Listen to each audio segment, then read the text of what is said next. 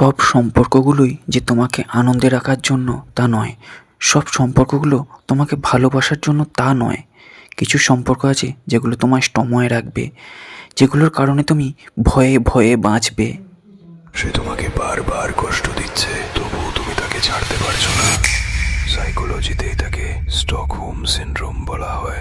এখন শোনো, যখন কেউ তোমাকে বারবার ইগনোর করে, বারবার হার্ট করে, তারপর হঠাৎ একটু যত্ন আর অ্যাটেনশন দেখিয়ে আবার আগের মতোই বিহেভিয়ারাল প্যাটার্নকে রিপিট করে, আর তবুও তুমি তার সঙ্গেই থেকে যাও এই ভেবে হয়তো এবার সে বদলে যাবে, তখন বুঝে নাও এটা ভালোবাসা নয়, এটা ট্রমা বন্ডিং। এই অবস্থায় নিজের সাথে মিথ্যা আশা দেওয়া বন্ধ করো, কারণ এই রিলেশনশিপ থেকে তুমি ব্যথা আর ডিপ্রেশন ছাড়া আর কিছুই পাবা না। ভালোবাসায় কখনো কনফিউশন থাকে না, সেখানে থাকে ক্ল্যারিটি, আনন্দ আর যত্ন। যে সত্যিই তোমাকে ভালোবাসে সে তোমাকে সব সময় নিজের প্রায়োরিটি রাখবে। এই রিল হয়তো হারিয়ে যাবে, হয়তো আমাদের দেখা আর হবে না, তাই এখনই সাইকোলজিক্যাল খেলাধুলা থেকে বেরিয়ে আসুন, মিথ্যা সম্পর্ক থেকে বেরিয়ে আসুন, ট্রমা থেকে বেরিয়ে আসুন। নিজে সুস্থ থাকুন, পাশাপাশি মানুষকে সুস্থ রাখুন। কে